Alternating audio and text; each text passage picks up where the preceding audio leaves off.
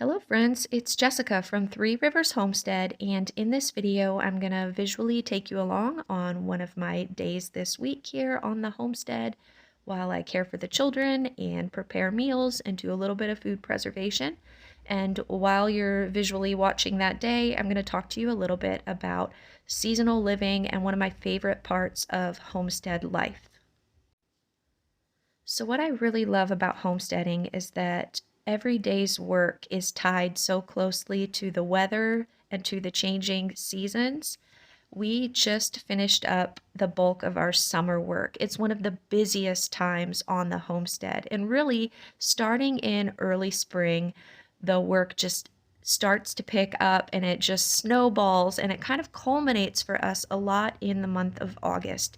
You guys followed along with me during last month's videos, the Every Bit Counts challenge. That was the food preservation challenge that we did, where we preserved something every day of the month.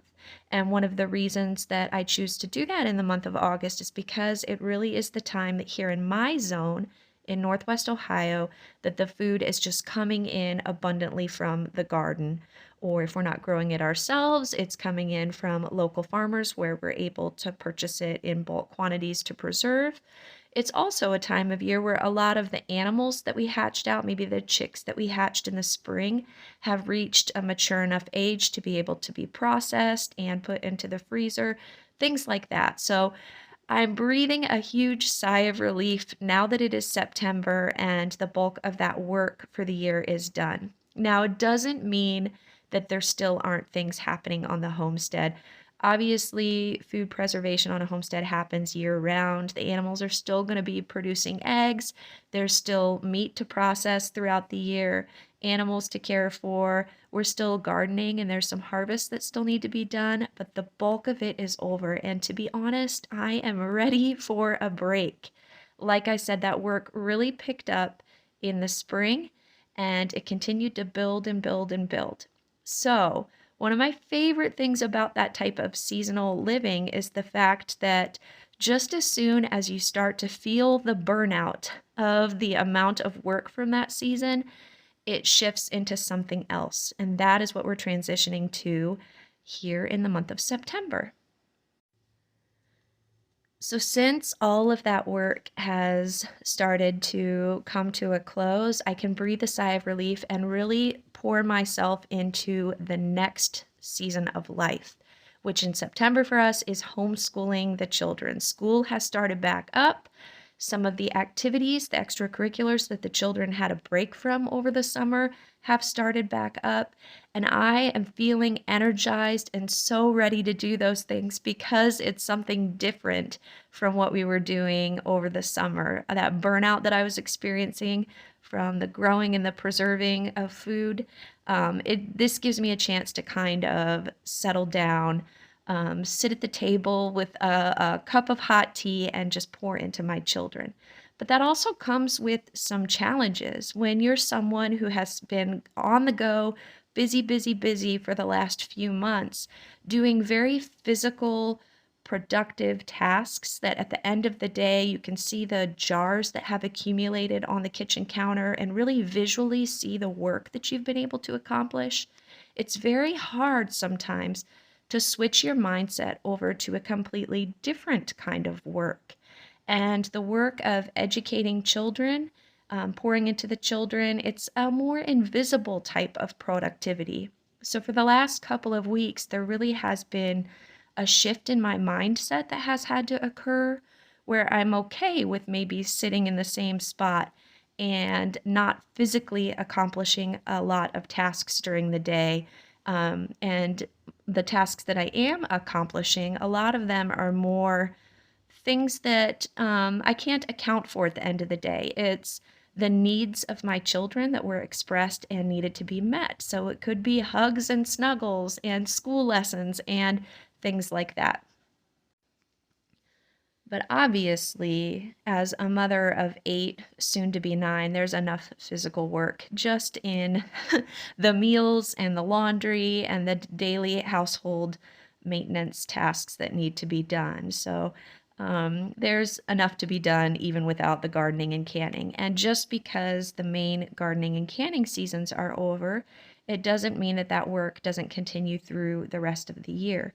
The type of preservation work just switches to less time-sensitive things. In the summer, as the produce is coming in, it's important to get it into jars or into the freezer as soon as possible to preserve the nutrients that are in those items the best that we can. But in the fall and the winter months, it's a great opportunity to switch to preservation projects that aren't as time sensitive. And so I like to save during this time the types of projects that can be done any time of the day, because my mornings are typically eaten up with schoolwork and chores around the house, getting the children all ready for the day. I need easy projects that I can fit into little pockets of time in the afternoon, or slow projects that can happen throughout the whole day. So you'll see in this video that the night before I had taken 2 bags of lard out of the freezer. This is the pig fat from the 3 pigs that we picked up from the butcher last month, and it's sitting in the freezer, and I just put 2 bags of that into the roaster to let it melt down slowly overnight. And then on this day, when I had a break in the schoolwork, I was able to get that rendered lard poured into some jars, and that can be added to the pantry shelves. But it's the type of preserving that doesn't need my attention, that I can just let kind of sit in a roaster and handle whenever the children kind of give me a little break and I can get to getting that put away.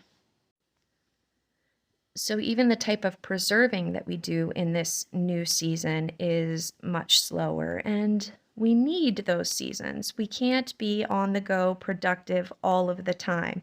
We need seasons of rest to recharge and to prepare for the next year's growing season. And that's one of the other great parts of seasonal living. Like I said, the work of each season kind of builds until you get burnout with it, and then that's what mentally prepares you for the work of the next season. So we're just beginning our slower season. It's going to get slower and slower and slower as it gets colder here in Ohio and winter sets in.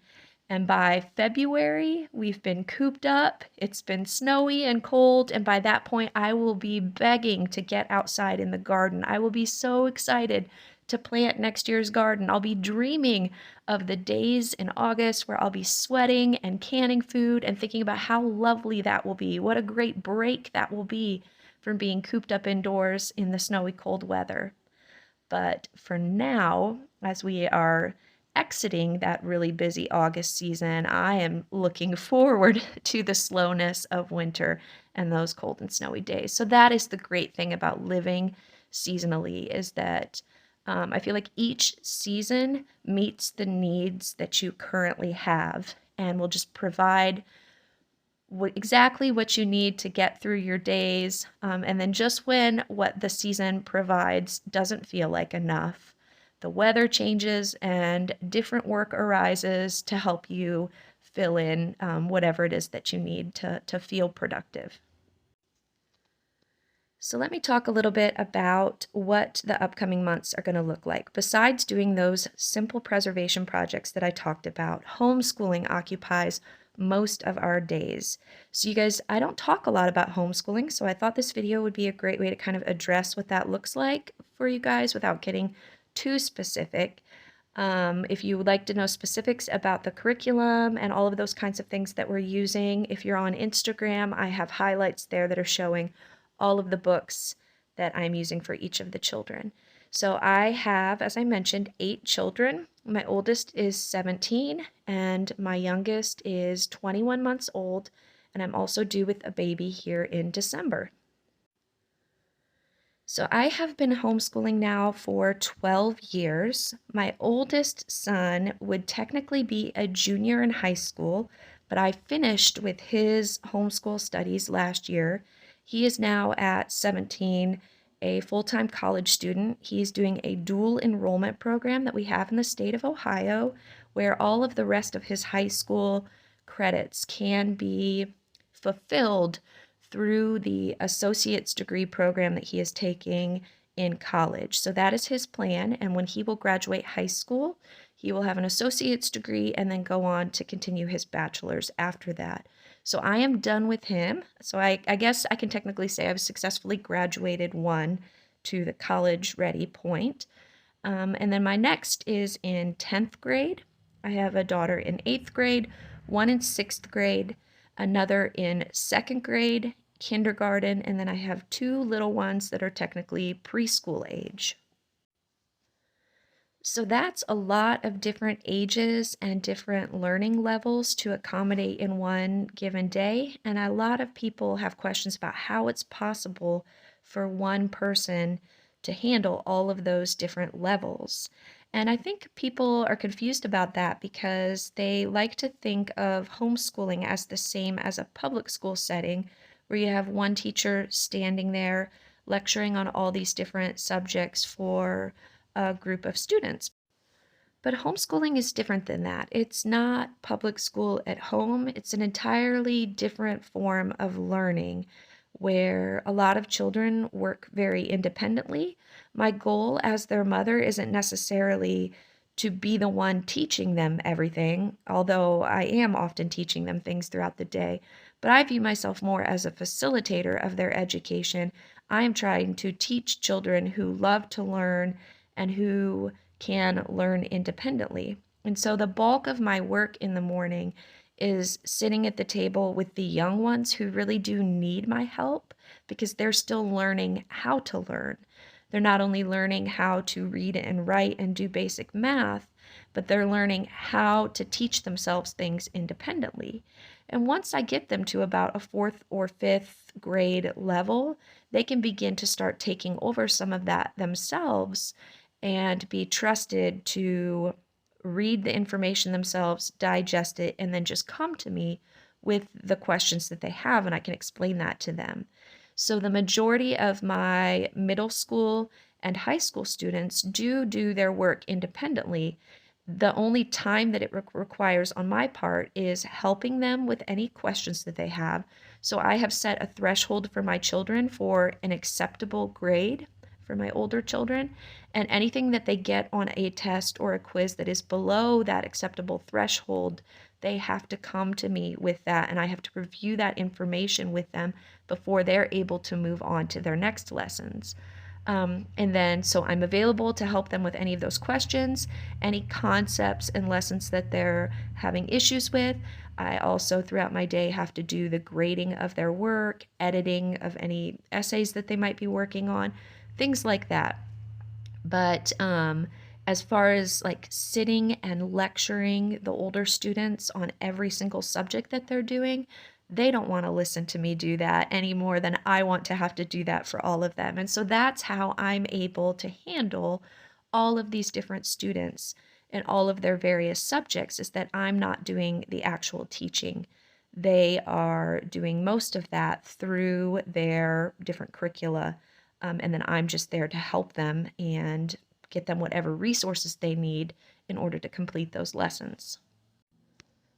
Now, a major criticism that I'll often hear from people is that that isn't a real education. Children working independently like that isn't a real education. And it's funny because I never realized how incorrect that line of thinking is until I have a child who's now a full-time college student, and I'm kind of peering over his shoulder to see what he's doing in those college classes.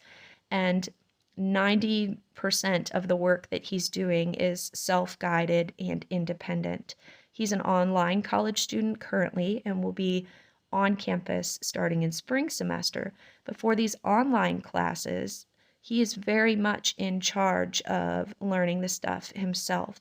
The teacher has put some lecture materials online, has put resources that he's supposed, maybe like videos and things that he's supposed to read online, and he is in charge of learning that information and then writing the papers and taking the tests. What he's doing in college is no different than the way that he has been learning starting in middle school as a homeschooled student. So that transition to college for him has been very easy and very smooth because he's used to learning in that way. And so if that type of education isn't enough for a child, it begs the question, then why are we paying thousands and tens of thousands of dollars for that type of education in a college setting? So that's kind of how I feel about it.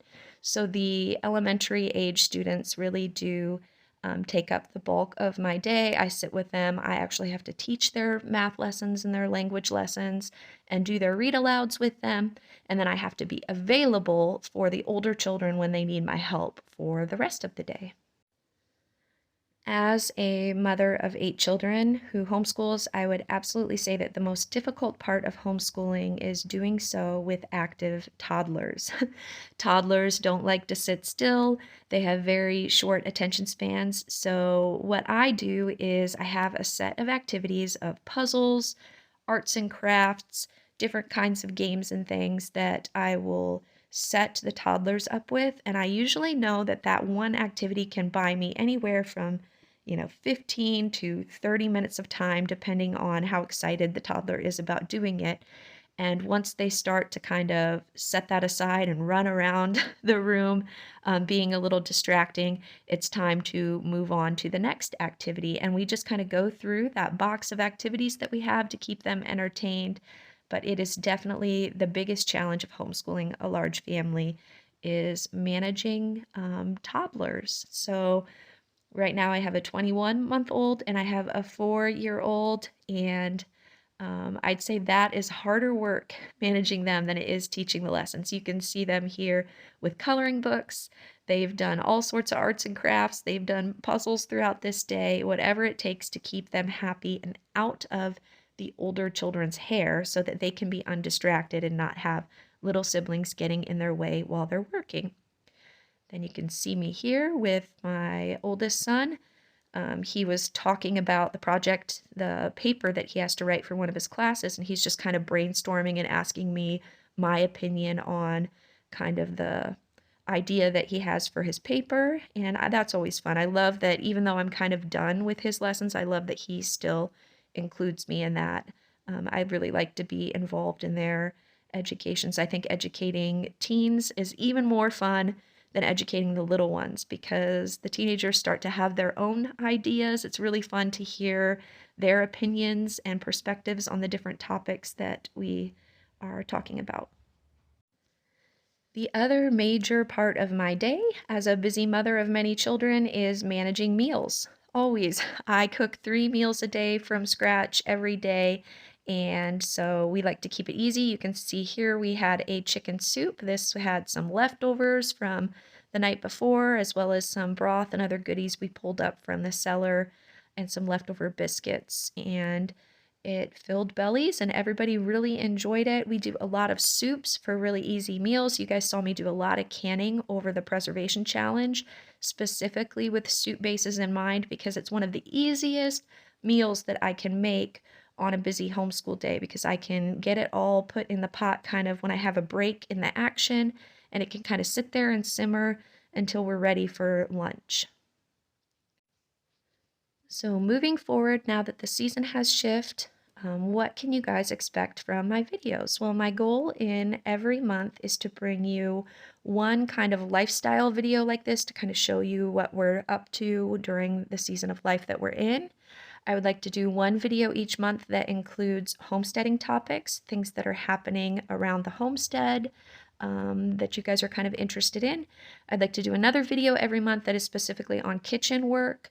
Over the next couple of months, a lot of that kitchen work will be preservation projects in preparation for the baby that's coming in December. So canning a lot of meals in jars and things like that. And then the 4th video of every month will be miscellaneous topics, just things that I kind of am interested in talking about. And so if you are new here and you were new during the preservation challenge, that is what you can expect from me moving forward on my channel here. So here is that lard that I was rendering. I was able to get 5.5 quarts total of lard, which is wonderful, especially with the cost of oils. I don't know if you've seen the price of olive oil lately. It is out of control. And so we're grateful to have that lard to use in our cooking and baking in place of some of those oils that are much more expensive and a big part of our grocery budget. For now, my morning is winding down here, and it's time to put my little ones down for a nap.